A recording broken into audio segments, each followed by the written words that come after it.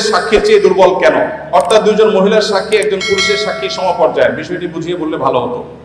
দেখুন, ইসলামে সাক্ষ্য দেওয়ার ক্ষেত্রে একজন পুরুষের সাক্ষ্য দুজন নারীর স্বাক্ষর সমান। এখন বাহ্যিকভাবে মনে হতে পারে যে এখানে নারীকে একটু কম দেওয়া হলো কিনা। তো এটার মূল উত্তরে প্রবেশের আগে আমি যেটা বলতে চাই তা হলো, আল্লাহ রাব্বুল আলামিন আমাদেরকে যে বিধিবিধান দিয়েছেন তার সবগুলো যথোপযুক্ত। আল্লাহর বিধানের কোনোটার উপযুক্ততা, যথার্থতা যদি আমার বুঝে না আসে, তাহলে বুঝতে হবে এটা আমার সীমাবদ্ধতা। এটা আমার সীমাবদ্ধতা। আমি সৃষ্টি হয়ে স্রষ্টার সকল আদেশ নিষেধের তাত্ত্বিক তাৎপর্য এবং তার যৌক্তিক দিক এটা আমার উদ্ধার করতে পারাটা আবশ্যক নয়, বরং যুক্তির দাবি হলো আমি সৃষ্টি হয়ে স্রষ্টার সব আদেশ নিষেধের যথার্থতা আমার বুঝে আসবে না, এ না আসাটাই বরং স্বাভাবিক। একজন সামান্য গাড়ি চালক, সামান্য একজন প্রহরী, একজন ছোট চাকরি করা মানুষ, তিনি প্রতিষ্ঠান মালিকের অনেক সিদ্ধান্তের যৌক্তিকতা বুঝতে পারেন না, না পারাটাই স্বাভাবিক। কারণ তিনি যদি সবকিছুর যৌক্তিকতা ধরে ফেলতেন তাহলে তিনি তার পর্যায়ে পৌঁছে যেতেন। আল্লামা ইকবাল বলেছেন, জু সমঝ মে আ গই ও ফির খুদা কে ऊपर हुआ। যাকে আপনার বিবেক বুদ্ধি দিয়ে সবকিছু রপ্ত করতে ফেলেছেন তিনি আবার আল্লাহ হয় কিভাবে? আল্লাহ তো সে মহান সত্তা যে আপনার বিবেক দিয়ে বুদ্ধি দিয়ে তার সবকিছুকে আপনি রপ্ত করতে পারবেন না। এখানে তো তার বিশালত্ব, এখানে তো তার মহত্ব। ছোট একটা উপমা দেই। এখন বিদ্যুৎ আছে, আমরা জানি আমাদের ঢাকা শহরে যে তারগুলা ঝুলে আছে, এক এক এলাকায় আপনার যে রাস্তাঘাটে পিলারের, রাস্তার ধারে পিলারে যে সমস্ত তারগুলো ঝুলে আছে, বিরাট জঞ্জাল, দেখতে খুব দৃষ্টিকটু লাগে। আমাদের অনেক কিছু হয়েছে কিন্তু তারগুলো দেখতে খারাপ দেখা যায়। এখন ধরা যাক আজ থেকে 100 বছর আগের একজন মানুষ পৃথিবীতে এখন ফিরে আসছে। যুক্তির খাতিরে শুধু আমরা ধরে নিই যে একজন মানুষ 100 বছর আগের ছিলেন, তিনি ফিরে এসেছেন। তিনি এই বৈদ্যুতিক যে টেকনোলজি এ সম্পর্কে কোনো ধারণা তার নাই। এই ভদ্রলোক এসে সুন্দর করে একটা চাকু নিয়ে বা ধারালো কিছু নিয়ে তিনি এই তারগুলো একেবারে পরিপূর্ণভাবে সাফ করে দিয়েছেন কেটে। কারণ এগুলো দেখতে খারাপ দেখা যাচ্ছিল, শহরের সৌন্দর্য নষ্ট করছিল, তিনি পরিষ্কার করে দিয়েছেন। তার এই পরিষ্কার করার কারণে তাকে গ্রেফতার করে থানা জেলে নেওয়া হলো। এরপরে তার নামে মামলা হলো, তার নামে মৃত্যুদণ্ডের রায় আসলো এবং তাকে মৃত্যুদণ্ড দিতে নেওয়া হলো।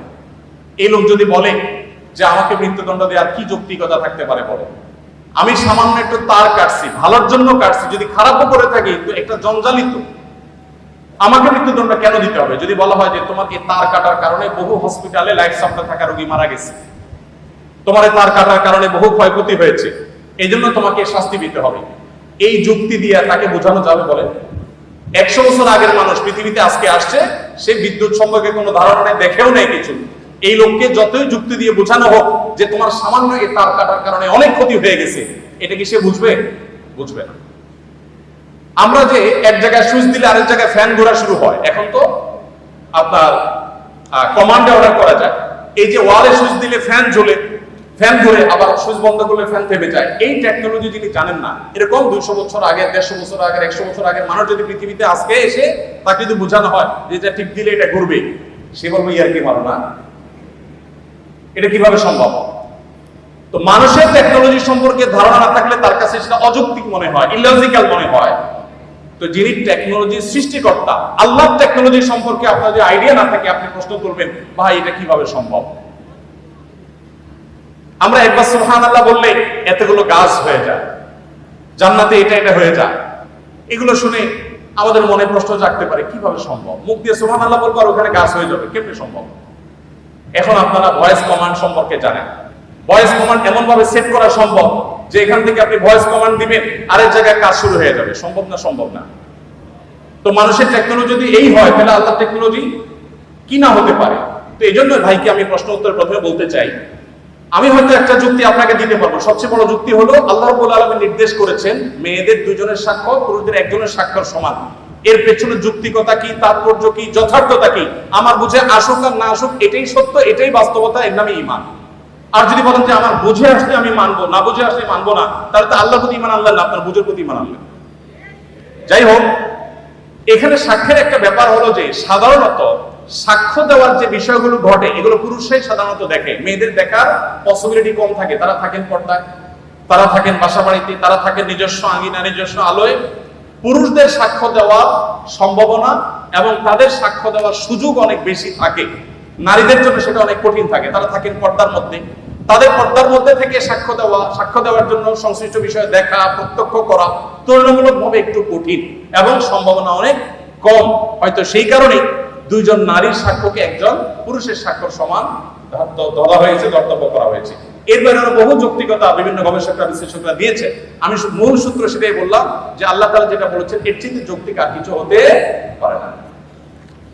ধার্মিক, পরহেজগার, আল্লাহভীরু অর্থাৎ ভালো ইসলামিক জ্ঞান সম্পন্ন মেয়ে জীবন সঙ্গিনী হিসাবে পেতে চাইলে কি করা উচিত? সমাজের একেবারে হিরঞ্চি যারা হয়, এরাও এসে মহিলা মাদ্রাসার প্রিন্সিপালকে বলে, হুজুর একটা ভালো মেয়ে দেখেন আমার জন্য।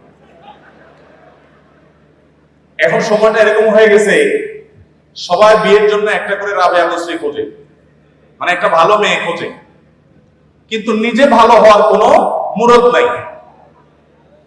নিজে ভালো হওয়ার যদি কোনো মুরদ না থাকে, আপনি ভালো করতে হবে। যিনি প্রশ্ন করেছেন তাকে বলতে চাই যে আপনি যদি ভালো জীবন সঙ্গিনী পেতে চান, তাহলে আপনার নিজেকে ভালো মানুষ হতে হবে। আপনি যদি ভালো মানুষ হন, চোখের পানি ফেলেন, আল্লাহর কাছে দোয়া করেন, আল্লাহ ভালো জীবন সঙ্গিনী দিবেন। আমি আমার বুঝ জ্ঞান হয়েছে থেকে যেদিন থেকে এই আয়াতের সন্ধান পেয়েছি, সূরা ফুরকান আয়াত নম্বর ৭৪, রব্বানা হাব লানা মিন আজওয়াজিনা ওয়া যুররিয়াতিনা কুররাতা আয়ুন ওয়াজআলনা লিল মুত্তাকিনা ইমামা। আল্লাহ আমার স্ত্রী সন্তান এবং মেয়েরা নিয়ত করবে আমার স্বামী সন্তান যাদের বরাদ্দ রেখেছেন আমার ভাগ্যে আপনি, আল্লাহ তারা যেন এমন হয় যে তাদেরকে দেখলে আমার নয়ন জুড়িয়ে যাবে, অন্তর শীতল হয়ে যাবে, চক্ষু শীতল হয়ে যাবে, এবং আমরা পুরো পরিবারের সব সদস্যরা যেন মুত্তাকিদের ইমাম হতে পারি। এই দোয়াটা এখন থেকে পড়া শুরু করে দেন। নিজে ভালো হন, ভালো মানুষদের সার্কেলে উঠা বসা করেন, চেইনে চেইনে ভালো মেয়ের সন্ধান অটোমেটিক পেয়ে যাবেন। নিজে ২ নম্বরে সব করবেন, অবৈধ কাজ সব করবেন, হারাম কাজ সব করবেন, আর চাইবেন যে আমার জীবন সঙ্গী এটা পুত পবিত্র হোক। এটা কঠিন। তবে আবার এর মানে এই নয় যে আপনি খারাপ হলে আপনার স্ত্রীও খারাপ হবে, এটা বাধ্যতামূলক নয়। অনেকে নিজে খারাপ দেখে মনে করে তাহলে আমার ভাগ্যে যেটা আসছে এটাও বোধহয় ওই গ্রুপেরই হবে, এরকমটি মনে করার কোনো কারণ নাই। কারণ আল্লাহ তাআলা অনেক সময় ব্যতিক্রমটাও ঘটান, অনেক সময় আল্লাহ তাআলা বিপরীতটাও দান করেন।